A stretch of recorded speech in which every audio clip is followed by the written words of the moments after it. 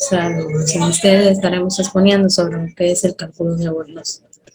Los integrantes de este grupo somos Ibelice de la Rosa Valdés, esta servidora, Ramón Diplán Guzmán, José Alberto Guridi Espinosa, Stacy Mariolis Pérez Báez y Algelis Mariel Suero Toledo.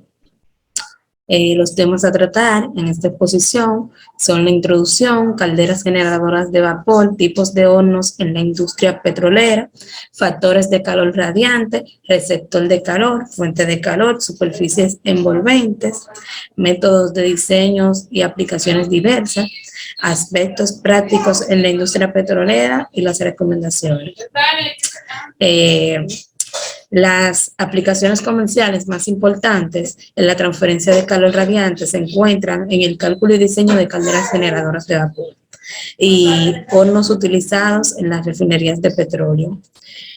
Por tanto, el propósito de este capítulo es presentar algunos métodos empíricos y semiteóricos para el cálculo de las sesiones radiantes de los hornos, datos para su uso y ejemplos de su aplicación. Se indican las limitaciones de estos métodos y se señala la adaptabilidad de otro tipo de problemas de transferencia de calor. Se incluye una breve descripción de varios tipos de calderas y calentadores de aceite en su uso de corriente. Se presenta una discusión de los aspectos teóricos de la radiación de gases no luminosos para ilustrar el enfoque general del problema, y también se señalan las simplificaciones y suposiciones hechas para reducir las teorías a la práctica. Las calderas generadoras de vapor, hay dos tipos generales de calderas generadoras de vapor, en la cual está la caldera generadora de humo y calderas de tubos de humo y calderas de tubo de agua. La caldera de tubo de humo consiste de recipientes cilíndricos que tienen tubos que pasan a lo largo de ellos y se rolan en los cabezales del recipiente.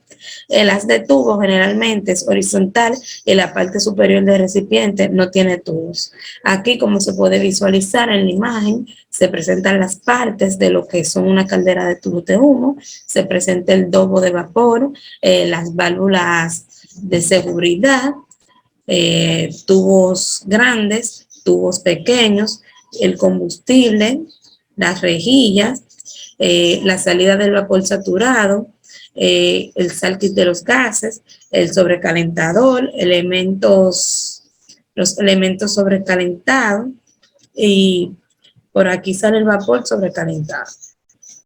Y en las calderas de tubos de aguas, la caldera de tubo de agua, como indica su nombre, tienen dentro de los tubos de la combustión en el stoker o carbón pulverizado y coque, o gas o petróleo. Proveen la radiación de los tubos, además la transferencia de calor que se efectúa mediante el arreglo del flujo de gases calientes para lograr la transferencia de calor por convección.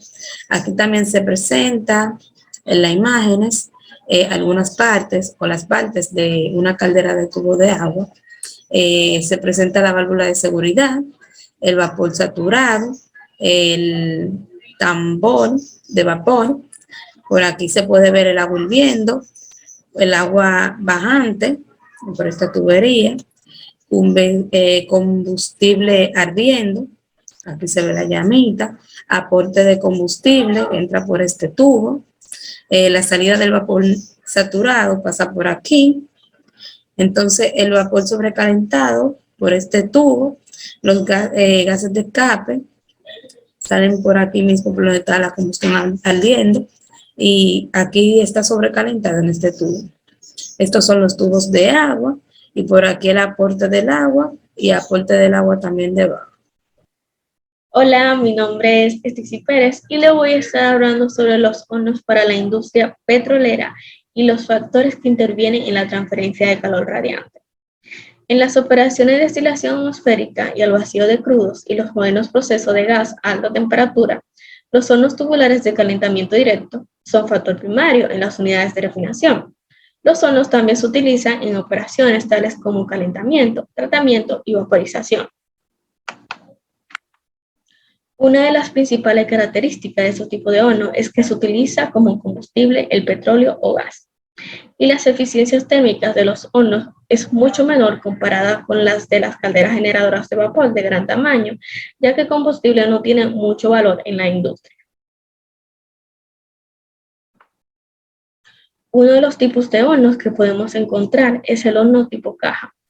Se muestra en la figura 19.3 un horno tipo caja calentado por la parte inferior de la sección radiante. Tiene como característica principal una capacidad de 25 a 100 millones de BTU por hora. Y los tubos radiantes cubren las paredes laterales, el techo y la sección del puente. Como podemos ver, las distintas partes de este tipo de hornos son la salida del petróleo, la entrada, el gas de combustión a la chimenea, el abanico para circulación de gases, el gas de combustión recirculado y los quemadores.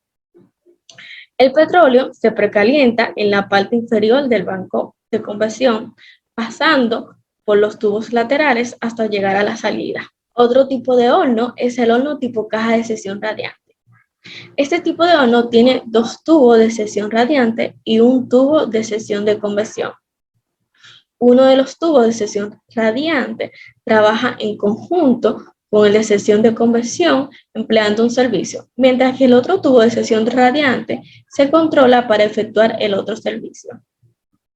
Como podemos ver en la figura 19.5, las distintas partes que vienen siendo dos salidas, dos entradas, un ducto de gas de combustión y dos quemadores.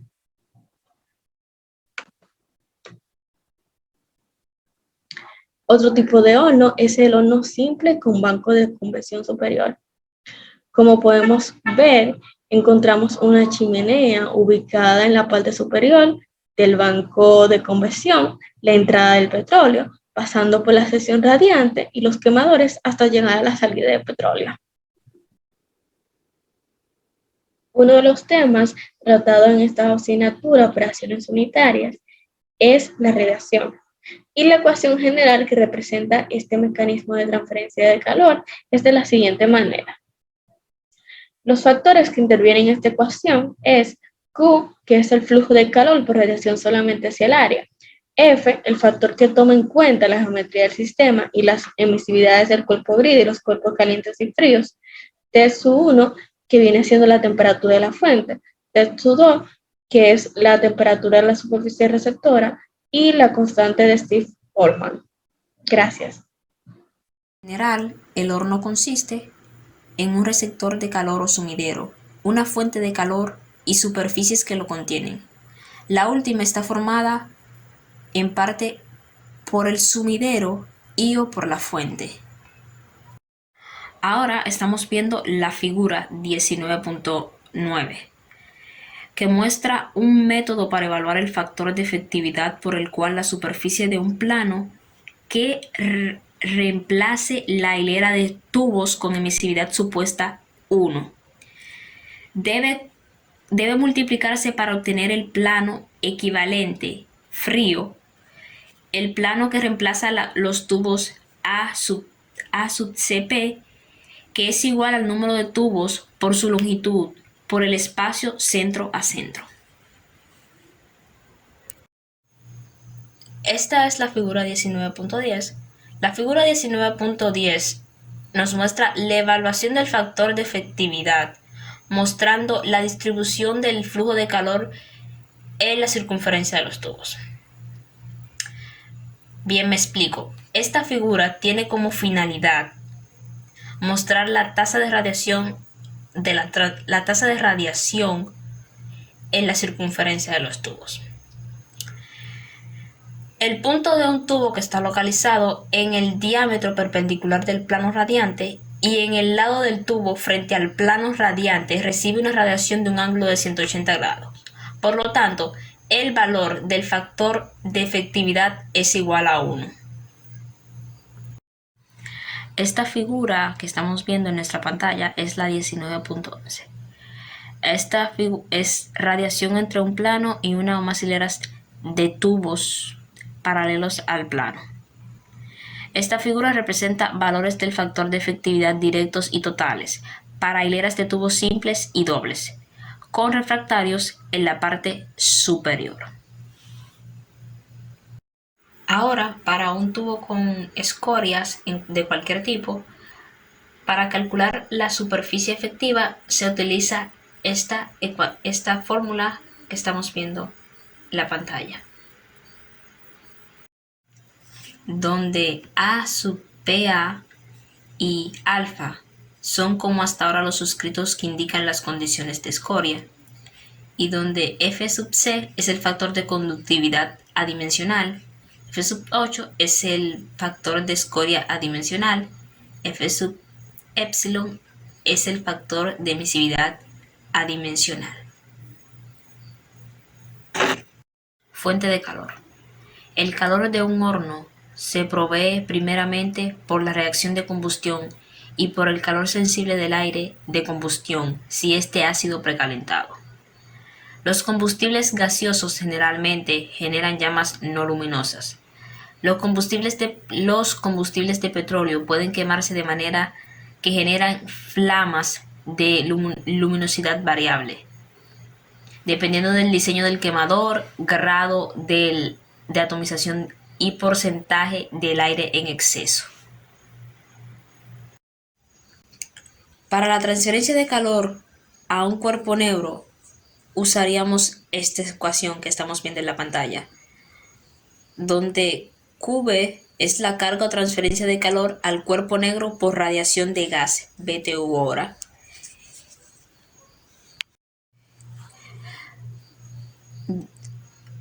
A es el área de efectividad de transferencia de calor de un cuerpo negro en pies cuadrados. AG es la absorción del gas ATB adimensional. FAE es el factor de considerar la geometría del sistema con un cuerpo negro receptor adimensional. TG es la temperatura del gas, OR. TB, temperatura del cuerpo negro, en R. Y epsilon G es igual a la emisividad del gas a T, adimensional también. Ahora vamos a despreciar el factor de corrección de interferencia entre moléculas dimesiles, que es esta ecuación que estamos viendo en la pantalla, donde esa expresión que vemos en la pantalla es igual a la emisividad del gas, E sub T es igual a la emisividad del CO, epsilon W es igual a la emisividad del agua. Esta expresión que vemos aquí es la emisividad sustituida por absorción. E sub T es igual a la emisividad del CO2 y epsilon W es igual a la emisividad del agua, a pH2O. En muchos casos simples de transferencia de calor radiante de gases de cuerpo no negros, no se necesita introducirse complicaciones de factores de ángulo, y la tasa de transferencia de calor podemos calcularla con la expresión que estamos viendo de manera muy simple. Superficies envolventes. La función que juega la pared del refractario, bóvedas y piso de un horno en la transferencia del calor del gas de superficie fría es a menudo difícil de visualizar. La masa del gas radia en todas las direcciones. La emisividad del gas evaluada a partir de P y L. Como ya dijimos, es dirección en cuanto a que se denota la radiación que indica en cierto punto la superficie fría envolvente del horno.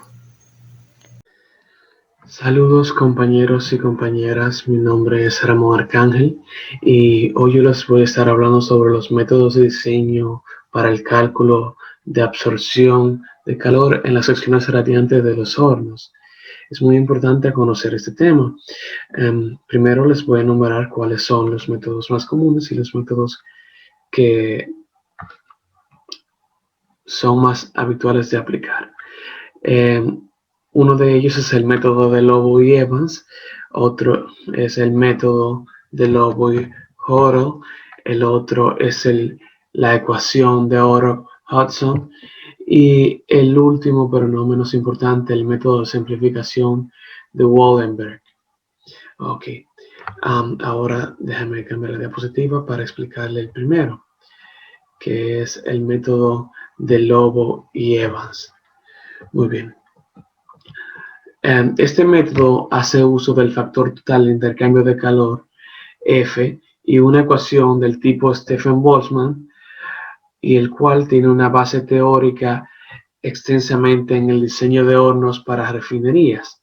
También se recomienda para calderas en la quema de petróleo o gas. La desviación promedio en los cálculos de la absorción de calor predicha y observada en 85 pruebas y 19 hornos variaron de forma diferente, prácticamente de forma muy amplia. En características físicas de operación fue de 5.3%. La desviación máxima fue de un 16%. Como podrían ver en el libro, en la ilustración y en el ejemplo, 19.1. Déjenme cambiar el siguiente método. El siguiente método es el método de Wilson-Lubohoro. Este es un método empírico que puede usarse para un horno tipo caja, alimentados con petróleo o gas de refinería, cuando los flujos de calor se sitúan entre 5.000 y 30.000 BTUs sobre hora pie cuadrado de superficie circunferencial. Otras limitaciones que podría tener este método es el porcentaje de aire en exceso que hay que aplicar, que debe ser desde 5 a un 80%, recordando que se necesita eso para poder lograr que el reactivo, o sea, tener un mayor índice de reacción. La superficie exterior en los tubos debe ser menor a 400 grados Fahrenheit, menor que la temperatura del gas de salida en la sección radiante. La longitud transversal de la trayectoria media no debe ser menor a 15 pies, y este método, a diferencia de los anteriores, se usa ampliamente en la industria y se recomienda bajo las limitaciones que ya dijimos anteriormente. Dame un segundo para pasar a la siguiente diapositiva. Ok. La ecuación de Ohrok-Hudson. Esta es una de las primeras ecuaciones empíricas para calcular la absorción de calor en la sección radiante de una caldera con tubos de agua. Ha sido reemplazada por expresiones más recientes, un poco más exactas, pero esta es la más típica, la más primitiva. Esta puede usarse para estimar los efectos del cambio en la alimentación del quemador, así como las variaciones de la razón entre el aire y el combustible para una caldera en operación alimentada con carbón o petróleo. Si se conoce que no habrá cambios apreciables, ya sea en el carácter o cantidad del escurrimiento de los tubos, este sería un método muy apropiado para hacer el cálculo. En tales aplicaciones, debemos tener en cuenta que puede ser necesario un ajuste en la cantidad de escurrimiento. Ok, déjenme cambiar a la siguiente diapositiva. Ok, tenemos el método de simplificación de Wallenberg. Este método es un método empírico, al igual que algunos que vimos anteriormente, aunque indudablemente más confiable que la ecuación de Ohrok-Hudson para calcular la absorción del calor radiante en un horno. Solo se aplica para el quemado de carbón. Como vimos que los anteriores se podía utilizar en el petróleo e incluso con gas natural, pero con este solamente es válido cuando tenemos un horno o caldera que funciona con carbón mineral o vegetal. Mayormente mineral. Se repite de nuevo que solo se aplica en el quemado de carbón y un prerequisito es el conocimiento anticipado del escoriamiento para la aplicación de la ecuación a la transferencia de calor en una caldera. Las pruebas en 7 calderas grandes indicaron una desviación de 10% cuando el factor de escoriamiento se estimó de la apariencia del horno. La máxima desviación fue cerca de un 50% cuando se usó Stoker, pero se obtuvo mejor precisión en hornos alimentados con un carbón pulverizado. Ok, vamos a pasar a la aplicación. En más concreto, vamos a darle un review al método, a la ecuación del método de Lowe y Evans. Como pueden observar, la siguiente ecuación en pantalla. La primera ecuación se utiliza para calcular la transferencia de calor radiante a la superficie fría, donde tenemos que el calor transferido a la superficie fría va a ser igual a 0.173 por el factor de total de intercambio de calor. Cabe destacar que ese es un factor adimensional que va multiplicado por T sub G, que es la temperatura del gas de combustión a la salida de la sección radiante.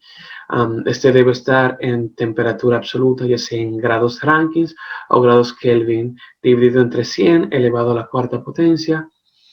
Se le resta la temperatura de la superficie fría del tubo entre 100 elevado a la cuarta potencia. Esto va multiplicado por alfa, que es el factor por el cual ACP, que es la superficie equivalente del plano frío en pie cuadrados, que debe reducirse para obtener la superficie real adimensional. Cabe destacar. Ok. Si podemos ver, la siguiente ecuación que está en pantalla indica la sumatoria del calor que se transfiere por convección y la transferencia total de calor a la superficie fría. Aquí podemos ver que la sumatoria de calor es igual a 0.173, como ya habíamos dicho, es una constante, por el factor total de intercambio de calor adimensional, multiplicado por la resta de la temperatura del gas de combustión a la salida, dividido entre 100 elevado a la cuarta potencia, menos la temperatura de la superficie fría, dividido entre 100 elevado a la cuarta potencia. Una vez más, multiplicado por alfa, por ACP, pero la única diferencia que vemos entre la ecuación previa y esta es que en esta tomamos en cuenta el coeficiente de convección del gas multiplicado por el área de la superficie, por el cambio de temperatura entre la temperatura del gas de combustión a la salida y la temperatura de la superficie fría. Además, cabe destacar que el término de convección puede simplificarse suponiendo que es igual a 2. Para este término, cuando A es aproximadamente a 2 por alfa por ACP. Muchas gracias por su atención. Saludos, mi nombre es José Burido y yo les continuaré hablando acerca del método de Wilson, Lowe y Hotel. Si bien sabemos, ese es un método empírico que puede usarse para hornos tipo caja, alimentados con petróleo o con gas de refinería, cuando los flujos de calor se sitúan entre 5.000 y 30.000 BTU sobre pie por hora, sobre hora por pie al cuadrado de superficie circunferencial. La ecuación más útil para este método es la siguiente, la cual nos dice que el flujo de calor radiante sobre el calor liberado por el combustible va a ser igual a 1 sobre 1 más libra aire por libra, entre libra de combustible, todo eso entre 4.200, y multiplicado por la raíz entre el calor liberado por el combustible entre el factor de efectividad por el área del plano frío. Si bien sabemos el efecto de exceso de aire en la eficiencia de la sección, radiante se divide por la G con el apóstrofe encima, la cual es la razón de aire a combustible. Y consecuentemente, entonces, la ecuación no es válida para combustibles que tengan capacidades térmicas muy bajas o muy altas. Por ende, la ecuación se recomienda para cálculos rápidos dentro de sus límites, obviamente, con el fin de predecir los cambios en las condiciones de operación en los hornos. Vamos a ver ahora un ejemplo del cálculo de un horno por el método de Wilson, Lobo y Hotel. Supongamos así que el horno del ejemplo 1, del ejemplo 19.1, debe alimentarse con gas degradado con 40% de aire sin usar precalentamiento de este. Si la capacidad de los quemadores limita la liberación de calor a 50 millones BTU por hora, ¿cuál será la carga de la sección radiante? Y nos dice que la razón de aire combustible es de 22.36 libra de aire sobre libra de combustible. Ahí tenemos los datos que nos dan. El calor de combustible, 50 millones de metros por hora. La relación aire-combustible es de 22.36. El factor de efectividad por el área del plano frío nos dice que es de 1500 pies cuadrados y nos pide el flujo de calor radiante.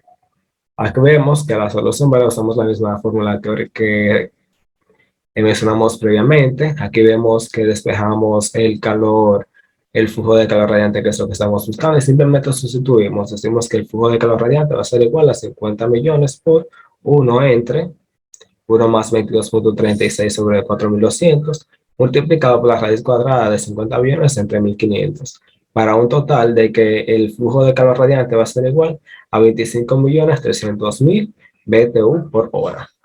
Ahora vamos a hablar acerca del método simplificado de Wallenberg. Si bien sabemos, Wallenberg desarrolló un método un método teórico, ¿verdad? Digámoslo así, complejo, para evaluar la absorción de calor radiante en los hornos de calderas, tomando en cuenta muchas variables, las cuales ya hemos discutido, y además factores que corresponden únicamente al quemado de carbón. El método simplificado, digámoslo así, relaciona la eficiencia de la absorción de la sección radiante de cualquier horno de caldera a un diseño base estándar por medio de factores que corrigen las diferencias entre estos. Con factores que podemos ver, o digamos así, que la base del diseño que utilizó Wallenberg fue la siguiente, que la base del diseño va a tener el volumen del horno de 8.000 pies cúbicos, la liberación de calor va a ser de 25.000 BTU por pie cúbico, digamos así, para el quemado de carbón pulverizado, y va a ser igual a 40.000 BTU por pie cúbico para el quemado con Stoker. El exceso de aire va a ser igual a un 20% para el quemado de carbón pulverizado y un 40% para el quemado con Stoker. El carbón va a ser igual al bituminoso de Illinois. La molienda va a ser igual al 75%, que pasan las 200 mallas. Y la fracción fría va a ser igual a la unidad. Ahora bien, ¿qué es la fracción fría?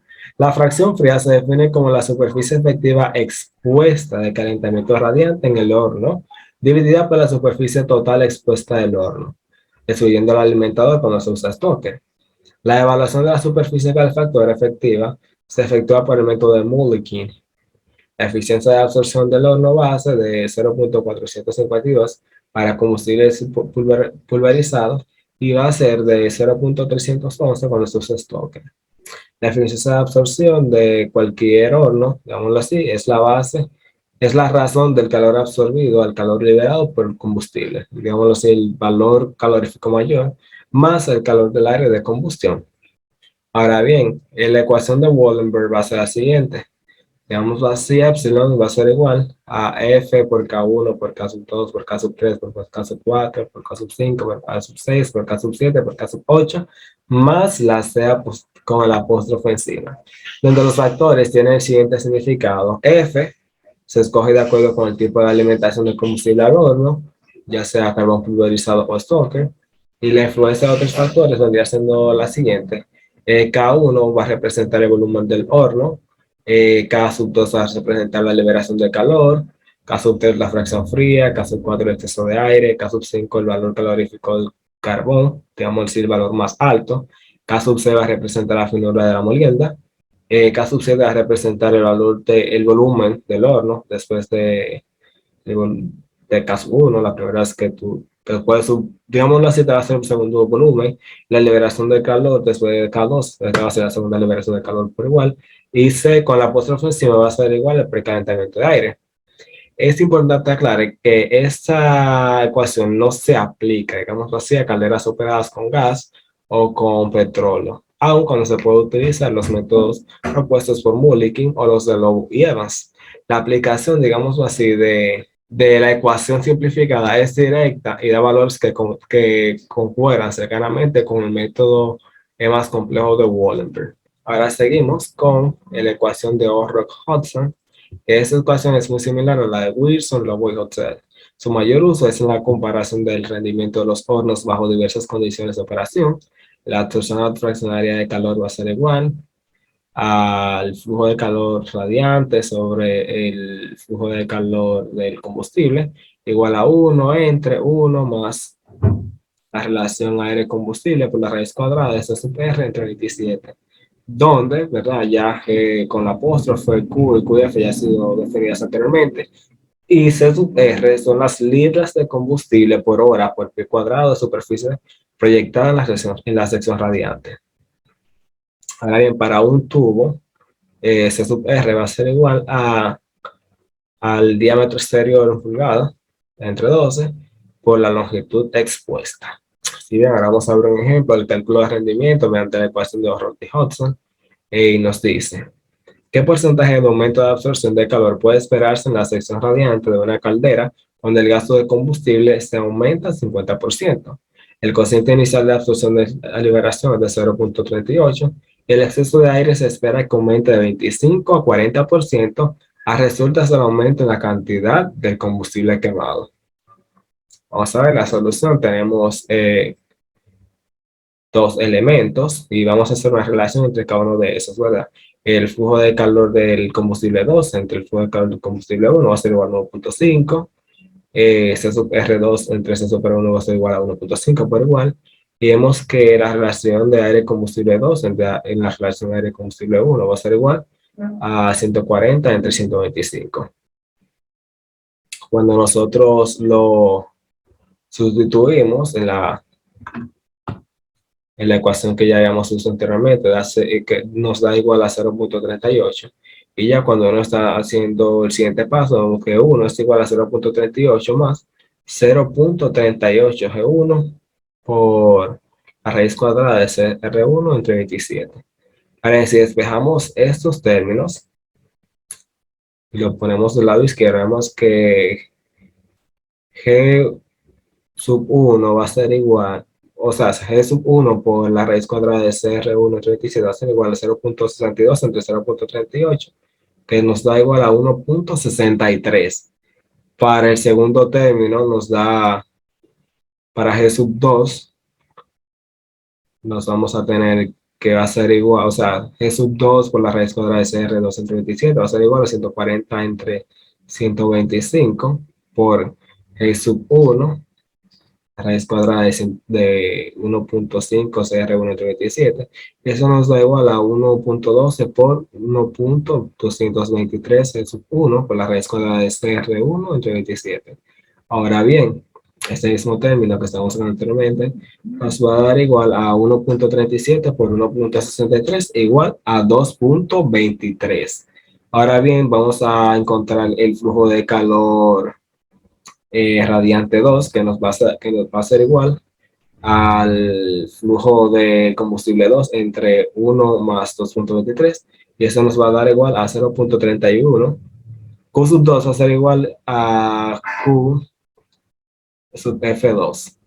Y ahora bien, si tenemos una relación, el flujo de calor radiante 2 sobre el flujo de calor radiante 1 va a ser igual a 0.31 QF2 entre 0.38 QF1. Ahora, ¿qué vamos a hacer? Que vamos a multiplicar QF2 por su equivalente. Es decir, vamos a sustituir QF2, entonces vamos a tener 0.31 por 1.5 QF1 entre 0.38 QF1. Aquí se tacharía QF1, digamos así, el flujo del combustible 1, y al final nos va a quedar esa relación, va a ser igual a 1.22. Ahora vamos a las aplicaciones diversas.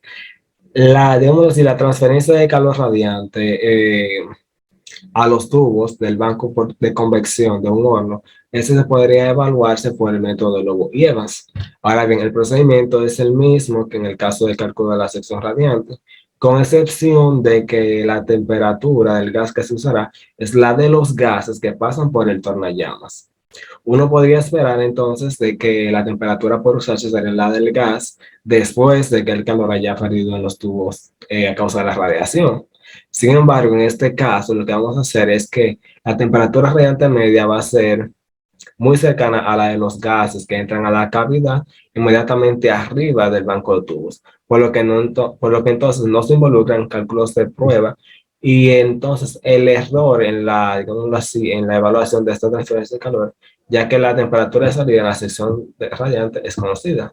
Entonces, por eso debe notarse que puesto que la transferencia de calor por conversión, digámoslo así, al banco de tubos se evaluará independientemente, el valor de la sumatoria del flujo de calor radiante entre el factor de efectividad por el área del plano frío, por nuestra variable F, corresponderán a la temperatura del gas, y la temperatura de los tubos metálicos deberá reducirse por la cantidad 7 por T sub G menos T sub S. Una vez que los gases hacen su entrada en las hileras de tubos, esos continuarán perdiendo calor por radiación, y a pesar de que la longitud de la trayectoria media es más bien corta, esta radiación puede alcanzar del 5 al 30% del calor total transferido en toda la sección de convección. Ahora bien, esta radiación puede evaluarse por la siguiente ecuación. Q sub RC, digámoslo así, que el flujo de calor radiante en un punto de la sección de convección va a ser igual a 0.173 por T sub G entre 100, eso elevado a la 4, menos T sub S sobre 100 elevado a la 4. Todo eso se multiplicaría entonces por el área, y el área se estaría multiplicando a su vez por 1 sobre 1 entre epsilon sub G más 1 entre epsilon sub S menos 1.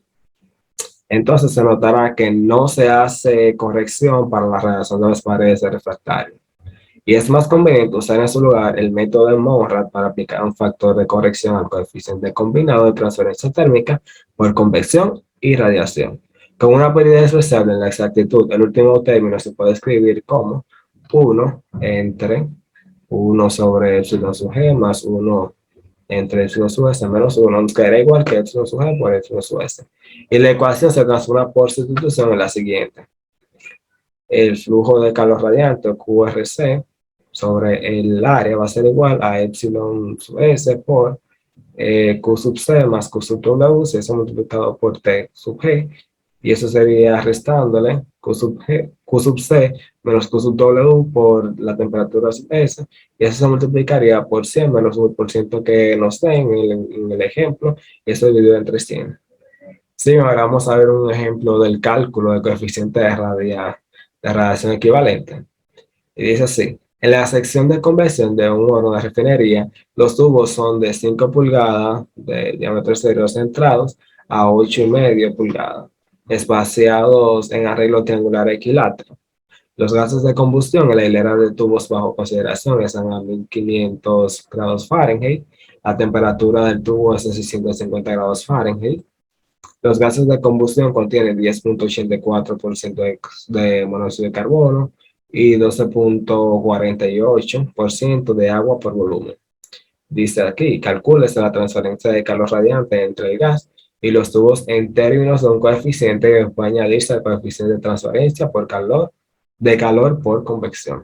Y aquí podemos ver entonces los datos que nos dan, el flujo sub S, al ser un término estandarizado, lo subimos como 0.90. Vemos que el calor del agua a la temperatura T sub G va a ser igual a 1050, y el calor del agua también a la temperatura T sub S va a ser igual a 165. También el calor del dióxido de carbono va a ser igual a 1700 cuando tiene una temperatura G, y que el calor del dióxido de carbono a temperatura de su peso va a ser igual a 160. Ahora bien, la sumatoria del Q en la sumatoria de los calores en la temperatura T sub G va a ser igual a 2750. La sumatoria del calor a la temperatura T sub S va a ser igual a 325. Ahora bien, solución. Tenemos la longitud que nos dice que es 0.4 de centro a centro, menos la 0.567, que digamos así el diámetro exterior. A sustituirlo tenemos que L va a ser igual a 0.4 por 8.5 menos 0.567 por 5 por 3.40. Digo, aquí sería igual a 3.4 menos 2.835, que nos daría igual a 0.565 pies. Ahora bien, si calculamos la presión por longitud, nos daría 0.1248 por 0.565 igual a 0.0704 atmósfera por pie, y la presión ya del dióxido de carbono por la longitud va a ser igual a 0.1084 por 0.565 para un total de 0.0611 atmósfera por pie. Ahora bien, si calculamos el término del flujo de radiación a un punto sobre el área, nos daría igual a 0.90 por 2.750 menos 325. Esto lo dejamos ahí en Q y procedemos a lo siguiente. Vamos a buscar ahora la presión, la división entre la presión del dióxido de carbono, vamos a decir el porcentaje de la presión del dióxido de carbono entre el dióxido de carbono más la presión del agua. Eso nos daría igual a 0.465. Y la sumatoria de las presiones nos darían entonces, de las presiones lineales, nos daría igual a 0.1315. Y tendríamos un porcentaje de corrección de un 2%. Ahora bien, volvemos a sustituir nuevamente y nos da que el flujo de calor radiante en un punto C sobre el área nos va a dar igual a 2140 BTU sobre hora por pies cúbicos. Y entonces el coeficiente equivalente a radiación va a ser igual a H sub R, es el coeficiente de radiación, va a ser igual al término que habíamos multiplicado anteriormente, que era 2140, y eso se va a dividir entre la diferencia de las temperaturas, que tenemos 1500 grados Fahrenheit menos 650 grados Fahrenheit, para un total de que el coeficiente equivalente a radiación va a ser 2.51 BTU, todo eso sobre horas por pies cúbicos por grados Fahrenheit. Ya para corregir el coeficiente total, digamos así, el coeficiente equivalente en C más el coeficiente equivalente en R, por radiación de las paredes del banco de convección, se recomienda que se use el método de Monrad, que ya ha sido mencionado anteriormente. Ahora vamos a ver algunos aspectos prácticos de los hornos de refinerías de petróleo que son importantes tomar en cuenta. Entre estos están que el horno debe de diseñarse teniendo como base los quemadores. Cuando los quemadores se colocan en el piso, las paredes laterales o en la bóveda de un horno tipo caja, estos deben usarse un número considerable de muy pequeños quemadores, y el espacio entre estos y los tubos no debe ser muy grande. La longitud de los tubos se limita a la capacidad de las fábricas productoras de este material, a menos que se usen tubos con costura.